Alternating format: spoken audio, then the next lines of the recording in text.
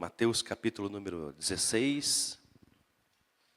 Quero fazer a introdução, não quero falar sobre isso hoje, quero falar sobre uma outra coisa, mas quero que você comece abrindo no capítulo 16.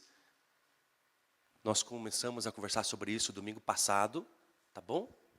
Então eu quero só dar continuidade acerca disso, naquilo que me proponho nessa manhã, em nome de Jesus. Tá bom? Que bom que você está aqui, meus amores. Que chuva gostosa, né? Para estender um pouquinho mais, né? Né, Débora, em casa, né? Mas que bom que você está aqui. Compensação, de noite a gente vai estar debaixo das cobertas, né, irmãos? Né? E os irmãos daí vão ter que vir de noite, né? Glória a Deus. Obrigado, meu amor, você é um tesouro.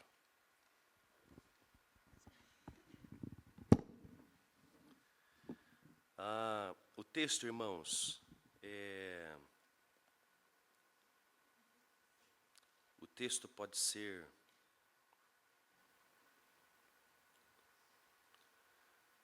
aquele texto, né, ali o verso número 15 do capítulo número 16 do Evangelho de Mateus. Diz assim: "E vocês?", perguntou ele, "quem vocês dizem que eu sou?" Simão Pedro respondeu: "Tu és o Cristo, o Filho do Deus vivo."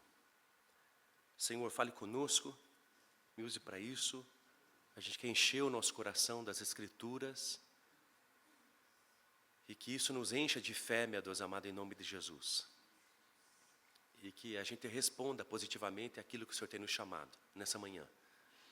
Que a gente atente, meu Deus amado, a você de todo o coração. Em nome de Jesus Cristo, meu Deus querido, fale conosco e que nada e ninguém nos impeça, em nome de Jesus Cristo. Amém. Antes de você sentar, abraça a pessoa que está do teu lado. Que alegria, irmãos, a gente pode abraçar. Afeto, isso é importante demais. Se você não sabe, pergunta o nome. Tá bom? Que alegria, já que você é aqui, é uma alegria. Oh, Jacinto do céu, você é um tesouro, né, Marcinha? Sente-se, meus amores. Irmãos, então eu quero fazer uma introdução. Tá bom? Uma introdução para uma ponte daquilo que eu quero falar que está em outro texto. Mas, se você perceber, tem a ver aqui.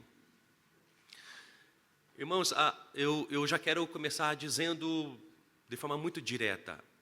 A forma que nós conhecemos, vemos, compreendemos Jesus Cristo faz toda a diferença da nossa vida, irmãos.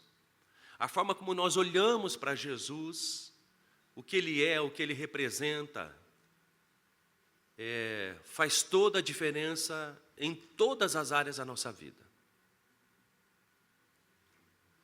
E o assunto é esse, nós inclusive conversamos sobre isso domingo passado. Jesus está com seus discípulos, e Jesus sabe o que os outros dizem sobre Ele. Você é uma boa pessoa, você é um profeta, você é Jeremias, João Batista, Elias.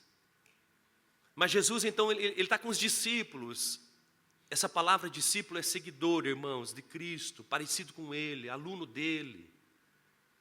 Ele está querendo puxar, irmãos, os discípulos para algo mais profundo. Deus, quando Ele começa uma conversa, irmãos, Ele não está querendo jogar papo ao ar. Ele está querendo chegar numa coisa que Ele deseja e mostrar para nós o nosso coração. Mas vocês, quem dizem que eu sou? E Pedro, irmãos, ele se antecipa aos outros discípulos e ele diz: olha, você é o único,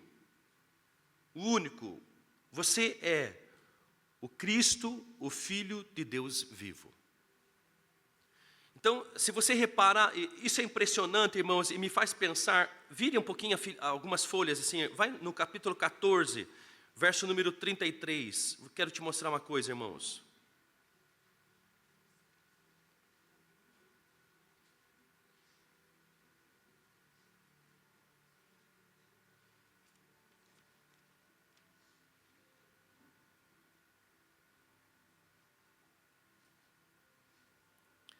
Olha o que diz o verso número 33. Quando Jesus Cristo anda sobre as águas, esse é o contexto. Pedro vai falar sobre Jesus. Depois que ele anda sobre as águas, Pedro tentou andar também, daí afundou, lembram da história, meus amores? Aí entrou no barco, e aí quando eles entram no barco, Pedro diz assim, no 33, irmãos. Então os que estavam no barco o adoraram, dizendo, verdadeiramente tu és o Filho de Deus. Então olha que coisa interessante, a gente está lendo Mateus 16, esse texto aqui agora é Mateus 14. Então olha como a forma que Pedro olhava para Deus Filho aprofundou, amadureceu, melhorou. Porque aqui quando Jesus estava andando sobre as águas, ele chama Jesus Cristo de o Filho de Deus. Verdadeiramente, tu és o Filho de Deus. Mas lá no capítulo número 16, ele não chama só Filho de Deus, ele chama de o Cristo. E isso é uma característica, meus amores, dos discípulos de Jesus. Isso é uma característica, irmãos, não só dos discípulos de Jesus, mas isso é uma característica de quem faz jiu-jitsu. Que tem a faixa branca, tem a faixa daí amarela, tem a faixa azul, tem a faixa roxa, tem a faixa marrom, tem a faixa preta. Aquilo que Pedro, irmãos, está compreendendo sobre Jesus, Stephanie, está amadurecendo. No capítulo 14, ele chama Jesus de Filho de Deus. No capítulo 16, ele já chama Cristo de o Cristo, o Filho do Deus vivo. Ele inclui essa palavra Cristo. Significa que a sua compreensão, cosmovisão, a forma como ele está olhando para Jesus, baseado em tudo aquilo que ele está vendo, acalmar a tempestade, fazer o vento cessar, andar sobre as águas, ressuscitar mortos, curar cegos, multiplicar pães e peixes. A compreensão, escutar Jesus, Sermão da Montanha, capítulo 6, 5, 6 e 7 de Mateus, está fazendo com que a compreensão desse discípulo de Jesus, Pedro, amadureça. E essa é uma característica, e tem que ser uma característica minha e sua, que a gente já está há anos na igreja como seguidores de Deus.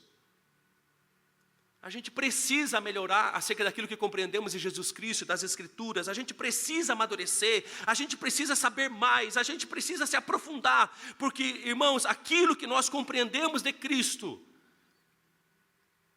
vai influenciar, impactar o nosso casamento, a forma como a gente corrige os filhos, como gasta dinheiro, como vive a vida, como resolve problemas internos do coração. Irmãos, vai nos preparar para a vida eterna. Vai nos fazer entrar debaixo daquela graça de Deus que Ele quer que a gente se envolva, porque a obra é grande e poucos são os trabalhadores. Então perceba que aqui Pedro está amadurecendo acerca daquilo que ele conhece de Jesus Cristo. E nesse capítulo número 16, fala sobre 3 profecias sobre Jesus fantásticas. Várias profecias do Antigo Testamento se cumprem em Jesus Cristo. Mas aqui nesse capítulo falando de 3 fantásticas. A primeira é essa, tu és o Cristo, o Filho de Deus vivo. Pastor, o que significa isso? Está lá, irmãos, em 2 Samuel, capítulo número 7, verso número 16. Meu amor, a gente vai abrir bastante a Bíblia hoje, tá bom? Por que Pedro chamou Jesus de o Cristo? Para nós é um pouco confuso, porque a gente, meus amores, é brasileiro, mas eles eram judeus que conheciam o Antigo Testamento. O Cristo significa aquele que foi ungido, ungido com óleo, irmãos. Ungido na cabeça com óleo, e antigamente quem eram os ungidos? Os profetas e os reis. Então o Cristo significa o ungido, o prometido, o enviado, aquele que nós esperamos. Mas quem que esperamos? 2 Samuel, capítulo número 7, verso número 14. 7, verso 16. Quanto a você, Jesus, o contexto desse texto, irmãos, o rei Davi está querendo construir, o rei Davi mora num palácio. E ele tá triste porque ele mora num palácio, irmãos, cheio de ouro. E a arca da aliança, que simboliza a presença de Deus, está numa tendinha. Um gazebo. E o rei Davi, que é apaixonado por Deus, irmão, está dizendo, não está certo eu morar num casarão, e a arca da aliança, que representa a presença de Deus, está num gazebo. Eu vou fazer para Deus uma casa. Deus se alegra tanto com essa decisão de adoração, de se importar com as coisas de Deus, de Davi, irmãos. Mas Deus impede que Davi construa uma casa para ele, irmãos, porque Davi, eu não preciso de casa, nem pedir casa nenhuma, e que casa que pode me comportar? A terra é a estrada dos meus pés, onde eu limpo os pés. Mas Deus olha para aquilo e diz, olha Davi, o teu filho vai construir uma casa para mim. E eu vou ser com ele, e eu vou atentar para as orações que se fizerem naquele lugar. Mas o dia que o teu filho errar, eu vou disciplinar ele, vou corrigir. Mas eu não vou fazer com Salomão, o teu filho, ou com o teu filho, não diz o nome, como eu fiz com Saul, que deixei. Por causa tua, Davi, eu vou perdoar o teu filho, em algum momento, se ele errar e se arrepender. Mas aí Deus deixa de falar de Davi, e deixa de falar de Salomão, e começa a falar do Cristo. Do ungido, do prometido, de um descendente que viria da linhagem de Davi. E diz no verso número 16, quanto a você, aqui já está falando de Jesus, irmãos, aliás de Davi, sua dinastia, seus descendentes e seu reino permanecerão para sempre diante de mim. O seu trono será estabelecido para o que, irmãos? Sempre. E eu vou te fazer uma pergunta, irmãos. Nesse momento, o templo de Deus existe em Jerusalém? Sim ou não? Não. O que tem lá, irmãos, é o domo da rocha chamado, irmãos, é uma mesquita. O templo foi destruído. Nesse momento, irmãos, alguém da dinastia de Davi reina sobre Jerusalém, irmãos? Sim ou não? Não. Então, o que o texto bíblico está falando aqui, irmãos? O texto bíblico está dizendo uma profecia. Que viria um descendente de Davi, irmãos, e que o seu reino não teria fim. Seria para sempre. Todo judeu esperava isso, irmãos, e é por isso que na época de Jesus Cristo, eles esperavam muito, porque então esse viria, seria o rei, e o seu reino para sempre, e traria inclusive a libertação do Império Romano da época. O Cristo, o prometido, o ungido. Então quando Pedro disse aquilo, irmãos, para Jesus, quem vocês dizem que eu sou? Tu és o Cristo. Tu és aquilo que está prometido em 2 Samuel, capítulo número 7, verso número 16. Você é aquele que vai reinar sobre a terra e o seu reino não terá fim. Pedro acertou na mosca, irmãos. Tanto que o próprio Jesus disse, não foi a carne e o sangue que te revelou isso, foi o próprio Deus. E eu pergunto, irmãos, fisicamente, Jesus Cristo está reinando sobre a terra? Sim ou não? Ele não está fisicamente, irmãos. O seu reino já veio, mas fisicamente não está. Então ainda essa promessa está para ser cumprida. A próxima profecia, irmãos, esse capítulo número 16, irmãos, fala sobre Isaías 53. Olha o que diz ali. Vamos para Jerusalém. Verso número 21, do capítulo 16. Vamos para Jerusalém. Desde aquele momento, Jesus começou a explicar então aos seus discípulos que era necessário que ele fosse para Jerusalém e sofresse. Outra coisa impactante, e sofresse muitas coisas nas mãos dos líderes religiosos, dos chefes, dos sacerdotes e dos mestres da lei, e fosse morto e ressuscitasse no terceiro dia. Olha que interessante. Nem estava em Jerusalém, nem ainda estava sendo perseguido, sofrendo o que ele está dizendo no texto, nem havia ainda sido morto, nem ressuscitado, mas ele está dizendo, olha, é necessário que se cumpra isso em mim. Por quê? Porque ele está falando sobre uma outra profecia que se cumpre nele. Isaías, capítulo número 53, abra lá, irmãos. Isaías, capítulo número 53, verso número 2, parte B. Ele não tinha qualquer beleza ou majestade que nos atraísse. Nada havia em sua aparência para que o desejássemos. Verso 3, foi desprezado e rejeitado pelos homens, um homem de dores e experimentado no sofrimento. Como alguém que quem os homens escondem um rosto, foi desprezado e nós não o tínhamos em estima. Verso 4, certamente ele tomou sobre si as nossas enfermidades e sobre si levou as nossas doenças. Contudo, nós o consideramos castigado por Deus, e por Deus atingido e afligido. Verso 5, mas ele foi transpassado por causa das nossas transgressões. Foi esmagado por causa das nossas iniquidades. O castigo que nos trouxe a paz estava sobre ele. E pelas suas feridas fomos curados. Verso número 6, todos nós, como ovelhas, nos desviamos. Cada um de nós se voltou para o seu próprio caminho. E o Senhor fez cair sobre ele a iniquidade de todos nós. Isso aqui já se cumpriu, irmãos, essa profecia? Sim ou não? Quando? Quando Jesus Cristo morreu por nós na cruz. Então olha que interessante, a primeira ainda não se cumpriu. Ele ainda reinará fisicamente sobre a terra, irmão, Jesus Cristo. Essa segunda, irmãos, profecia que diz no capítulo 16 já se cumpriu. Ele morreu por nós na cruz. Ele absorveu a ira de Deus por todos nós, porque nós andávamos como ovelhas desgarradas, rebeldes, cada um fazendo o que queria, sem se importar completamente sobre Deus, a vida eterna ou sua vida espiritual. Mas eu quero falar sobre uma terceira profecia, onde diz ali no versículo 27, irmãos, do capítulo número 16.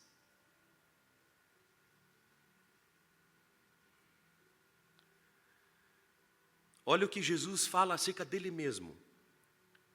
Pois o Filho do Homem virá na glória do seu Pai, como os anjos, e então recompensará cada um de acordo com o que tenha feito. Nós lemos sobre isso, Michael, no domingo passado, lembra, meu amor? Mas agora eu quero falar sobre essa terceira profecia que só se cumpre em Jesus Cristo, quando ele mesmo diz acerca dele, o Filho do Homem. Pode ver o que diz no verso número 13. Chegando Jesus à região de Cesareia de Filipe, pergunta aos seus discípulos, quem os outros dizem que o Filho do Homem é? Dato, ele se refere a si mesmo como o Filho do Homem. Irmãos, eu também sou filho do homem, o meu pai é Nelson, eu sou Nelson Júnior. Mas eu quero explicar isso aqui para você e mostrar isso na Bíblia.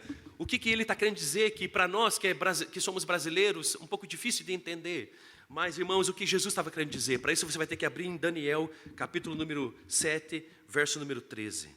Para entender o que significa o Filho do Homem. O que ele está dizendo. É uma visão, irmãos, de Daniel. Daniel está vendo o futuro. Verso número 13, do capítulo número 7 de Daniel.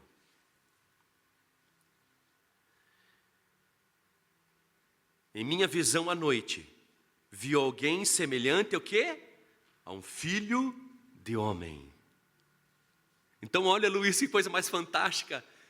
É isso que Jesus está falando lá no Novo Testamento. O que vocês dizem que é o Filho do Homem? É desse texto que Jesus está tirando. E porque desse texto que Jesus está tirando, você vai compreender. Olha o que está escrito. Então eu tive uma visão de noite. E vi alguém semelhante a um filho de homem, vindo com as nuvens dos céus. Ele, vindo com as nuvens do céu, quando Jesus veio, irmãos, ele veio nas nuvens. A primeira vez que Jesus veio e morreu por nós na cruz, ele veio nas nuvens. Sim ou não? Não, ele nasceu de uma virgem. Como outra profecia, Isaías 7,14 ou 7,16. E a virgem conceberá e dará à luz um filho. Aqui já é outra profecia, irmãos.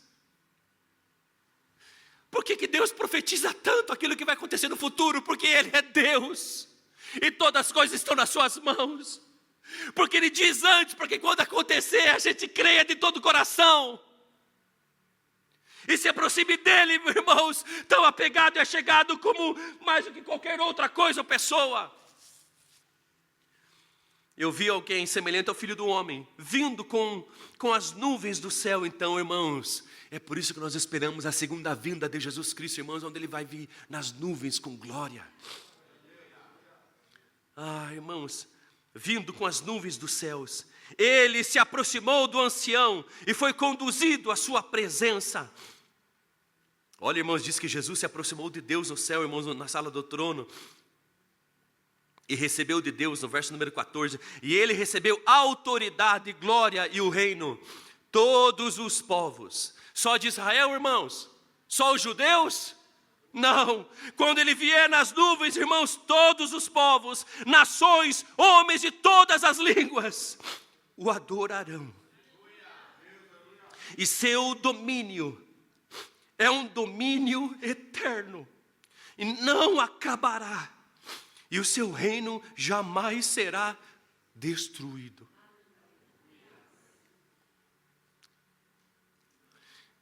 Jesus Cristo, irmãos, reinará sobre a terra, e o seu reino será para sempre. Por isso que acredito que um dos galardões que Deus vai dar, irmãos, recompensas aos seus filhos, os discípulos.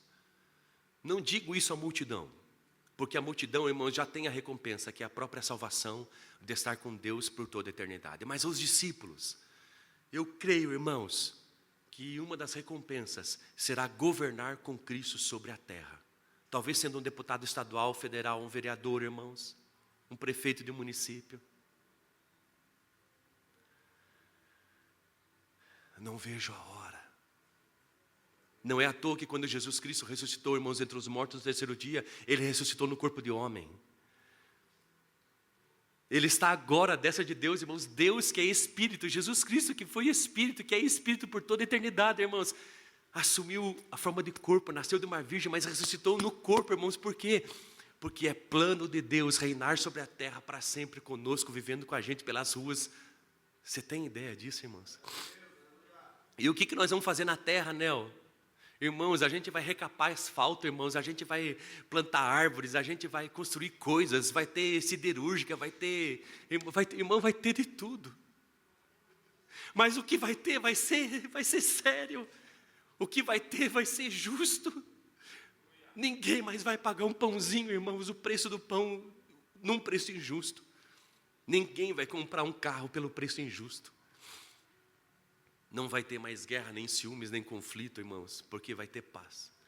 E só vai ter paz sobre a terra porque vai ter um rei justo, e esse rei justo vai reinar com justiça, porque sem justiça não tem paz.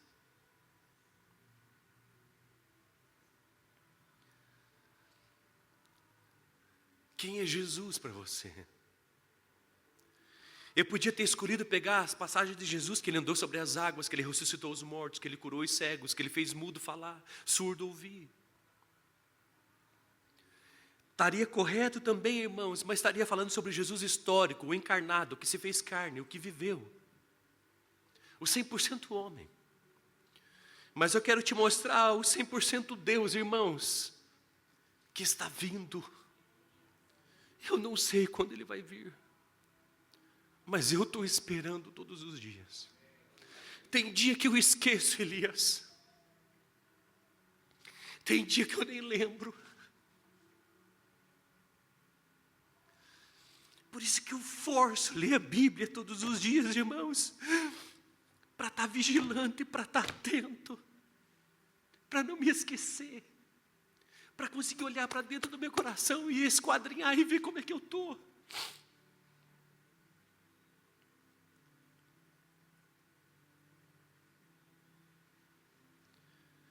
2 Coríntios capítulo número 11, verso número 3, diz para a gente não se afastar, não ser enganado como a Eva foi com a serpente, irmãos. E não se afastar da pureza e da simplicidade que há em Jesus Cristo. Quem é Jesus para você? Não tire os olhos dele, não se afasta da pureza e da simplicidade que há nele. Sabe aquele amor apaixonante? Sabe quando a gente se converte e quer largar tudo? Não está nem aí, quer vir para a igreja todos os cultos. Fala de Jesus, nem sabe falar dele.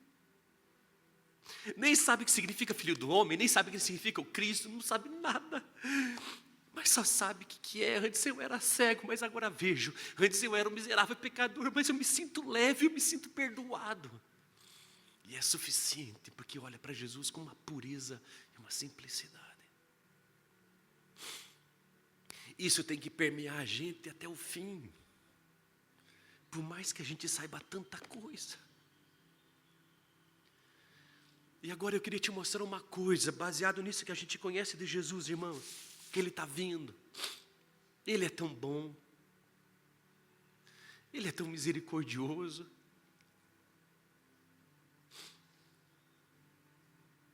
Mas Ele tá nos chamando para algo, e eu queria te mostrar isso. Para isso escolhi, irmãos, Lucas, capítulo número 14. É sobre isso que eu quero pregar, irmãos. Lucas, capítulo número 14.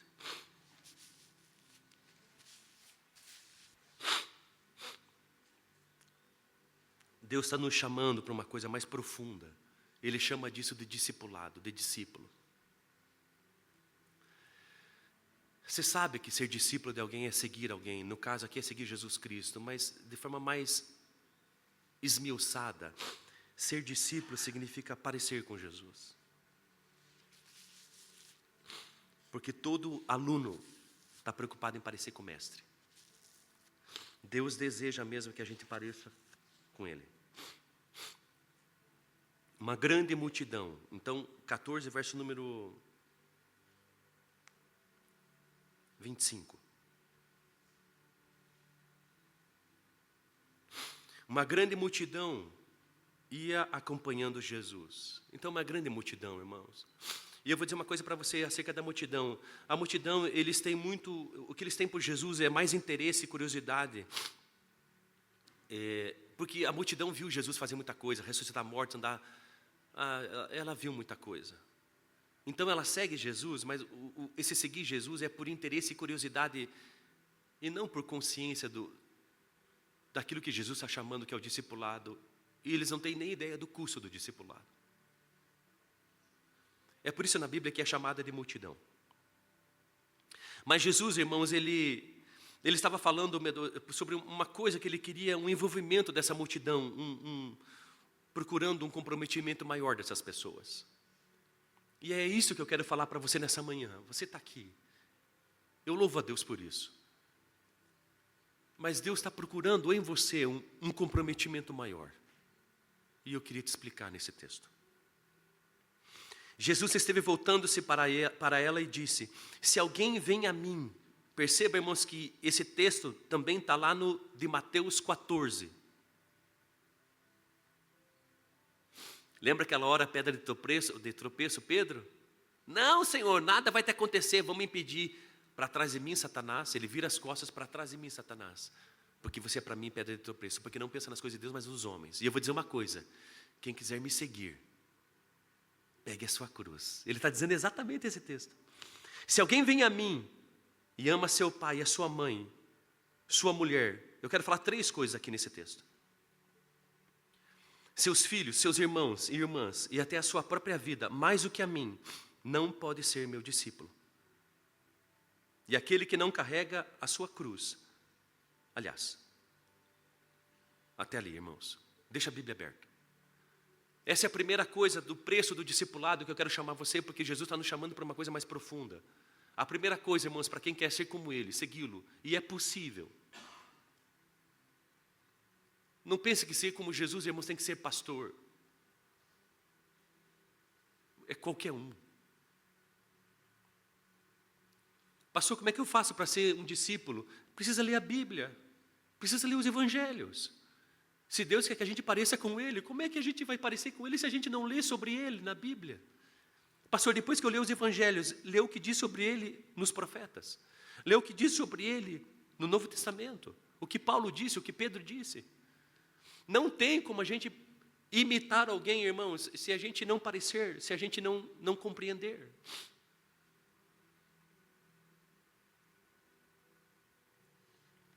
A primeira coisa do curso do discipulado, irmãos, é amar a Ele acima de tudo. É o que Ele está dizendo.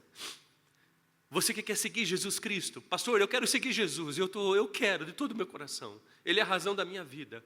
Então você tem que amar Ele em primeiro lugar. Você tem que amar Ele mais do que ama filho. Você tem que amar Ele mais do que ama sua esposa. Você tem que amar Ele mais do que você ama a si mesmo. Essa é a primeira coisa do custo do discipulado. Irmãos, tem medalha de ouro, tem de prata, tem de bronze, tem primeiro lugar, tem segundo, tem terceiro, tem 10º lugar, tem 20º, tem até o último lugar. Se você quiser seguir Jesus Cristo como Ele está te pedindo. Pastor, eu consegui ver Jesus como ungido, como o Cristo, o Filho do homem, compreendi o que Ele sofreu por mim na cruz. Eu quero segui-lo. Eu quero me preparar quando Ele voltar. Eu quero ser um dos seus embaixadores. Eu quero estar na igreja, a embaixada de Deus na terra. Os filhos de Deus. Eu quero chamar esse reino. Eu quero falar para todo mundo que está chegando um reino. E um rei que vai reinar para sempre. E eu já quero viver baseado nessas leis desse reino que está chegando. Então a primeira coisa que você tem que compreender é que você tem que amar Jesus mais do que tudo.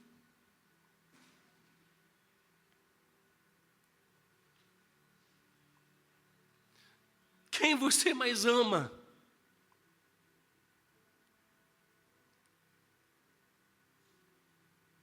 Quem você mais ama na vida?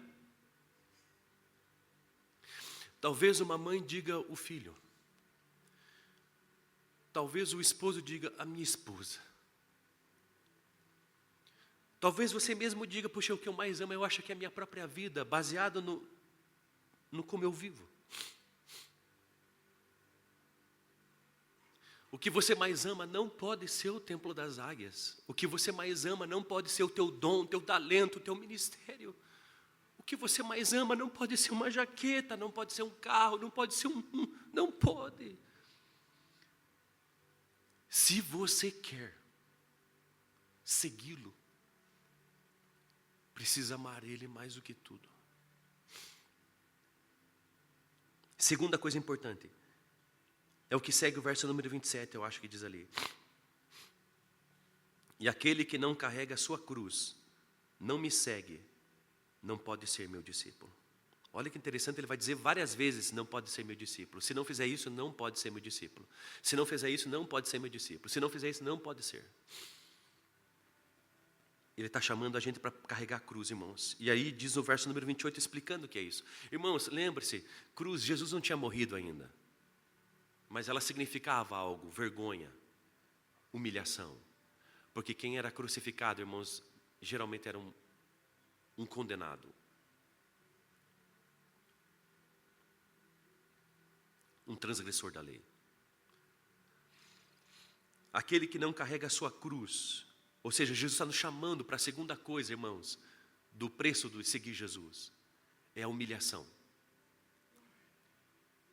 Que humilhação é essa? Está explicado no verso 28. Qual de vocês, se quiser construir uma torre, primeiro não se assenta e calcula o preço, para ver se tem dinheiro suficiente para completá-la? Pois se lançar o alicerce e não for capaz de terminá-la, todos os que virem rirão dele, dizendo, aqui está o segredo, rirão dele. Esse homem começou a construir e não foi capaz de terminar. Carregar a cruz, irmão, significa humilhação, significa submissão a Deus. Carregar a cruz, irmãos, significa também suportar zombaria das pessoas. Por isso que ele pega esse texto e diz que antes, se você vai construir uma torre, vê se você consegue terminar para que as pessoas então não passem por ela quando a obra ficar parada pela falta de dinheiro e todos rirão dele. O segundo preço do discipulado, irmãos, é a gente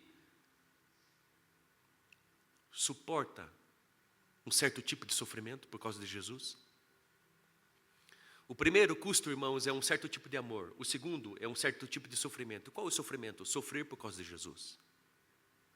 Não estou falando de sofrer como Pedro diz, São Pedro, que ele diz sofrer por causa do pecado. Não, irmãos. Fazer coisa errada tem suas consequências.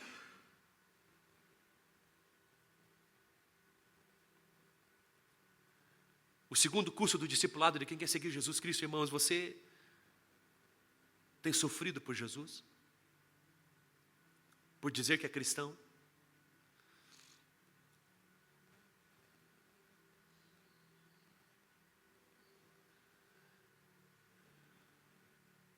Aquele que não pode sofrer por mim, disse ele, irmãos, não pode ser meu discípulo. Antigamente, irmãos, ser cristão, irmãos, era ser zombado dentro de casa, era ser rejeitado da herança dos pais, era ser caçoado na escola, era ser desprezado na comunidade. Você está disposto a ser desprezado na rua pelos vizinhos, pelos parentes, por causa de Jesus?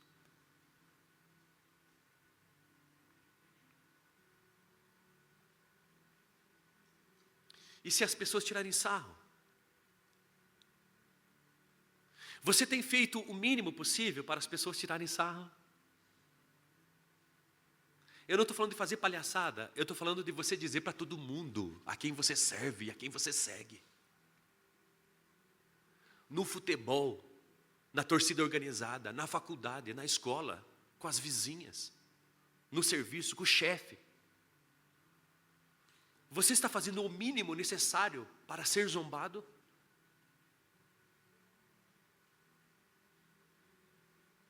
Dizendo para todo mundo quem é teu Salvador e quem é teu Senhor, que você é crente, que você é cristão. O mínimo possível, ainda quando você vê alguém fazer alguma coisa, não faça isso. Por quê? Porque isso entristece o Espírito Santo. Ah, para, ô crentinho, sai fora. Faça o mínimo possível. Porque se a gente não é capaz de sofrer por Jesus, a gente também não pode ser seu discípulo.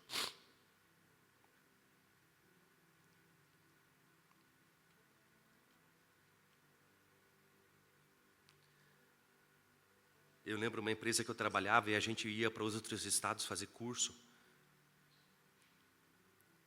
E aí no hotel era uma bagunça, porque vinha gente do país inteiro. E aí virava uma salada mista, irmãos.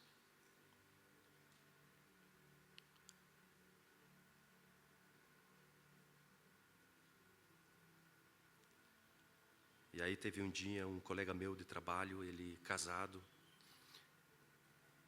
Eu estava no mesmo quarto que ele e ele disse assim, Nel, eu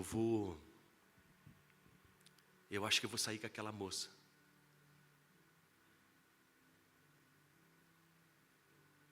E eu disse, não faça isso.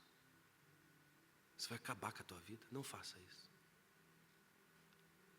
Você não vai conseguir olhar a tua esposa nos olhos quando você voltar para casa. Não faça isso. Isso vai atormentar você para sempre. Não faça isso.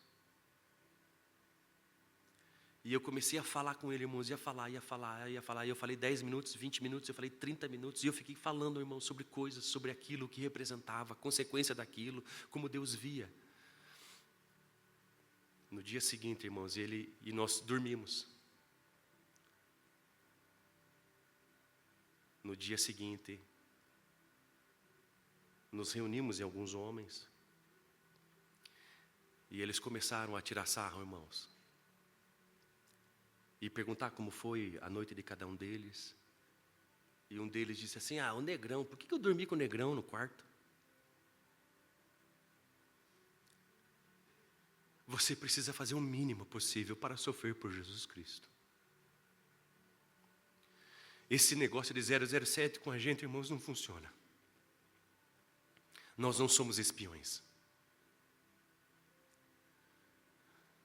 Tem que estar claro. Jesus não andava escondido. E ele também era ridicularizado. Se você não é capaz de sofrer por ele, seja o que for, você também não é capaz de ser o que ele chama para o discipulado, para ser como ele, para estar mais perto, para ser um dos 12, um dos 70, um dos 200. A terceira coisa que eu quero dizer, irmãos, é aquilo que diz no verso número 31.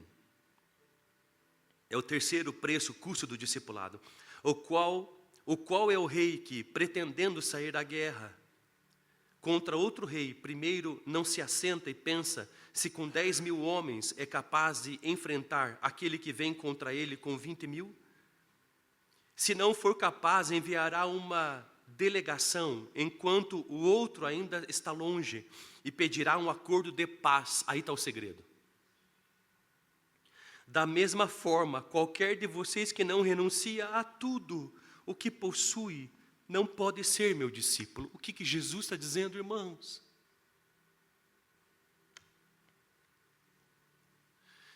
Ele conta de novo uma historinha de 2 reis. Um rei tem 10.000 soldados, o outro rei tem 20.000. Naturalmente o rei que tenha menos, ou o rei que tem mais também, mas naturalmente os reis, eles avaliam seus exércitos e se tem a capacidade de vencer o inimigo, o rei oposto.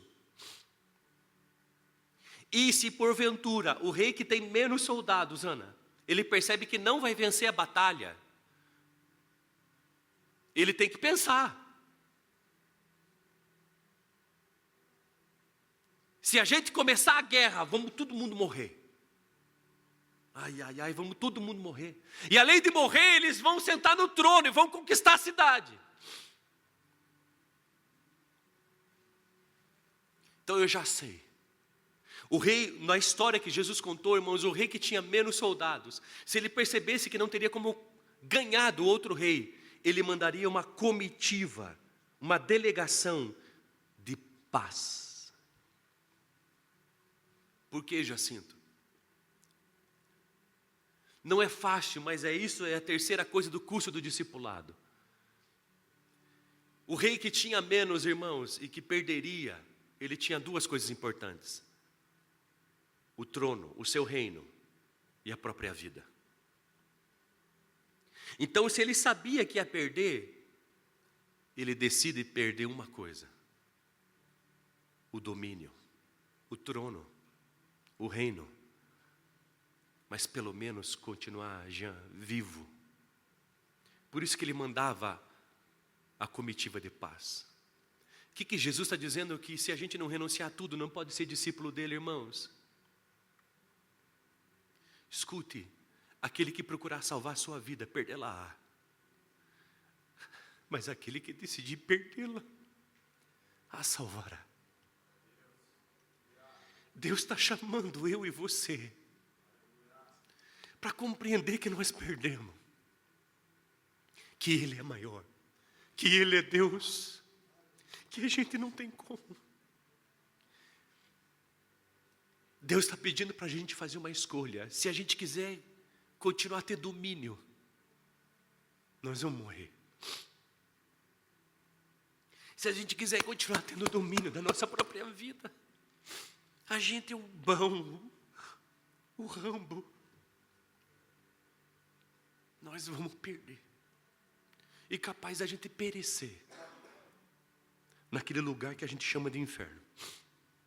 Mas o texto bíblico diz, irmãos, que se a gente decidir perder uma coisa para ter outra, sabe de uma coisa? Eu vou abrir mão do trono, eu vou abrir mão do ego, eu vou abrir mão de eu decidir o que eu faço e desfaço, para deixar para Ele reinar na minha vida. Mas pelo menos eu vou ter uma coisa: eu vou continuar vivo. Deus está te chamando para abrir mão do domínio.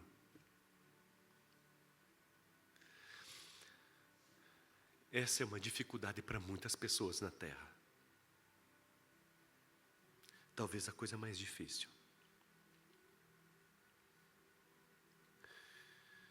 Porque nós somos muito apegados a muitas coisas. E muitos sonhos, muitas coisas, muitas pessoas podem nos atrapalhar de abrir mão do domínio. E a pior coisa ainda, irmãos, de abrir mão é do próprio ego. É da gente mesmo mandar, decidir. Perceba, as férias quem planeja é a gente.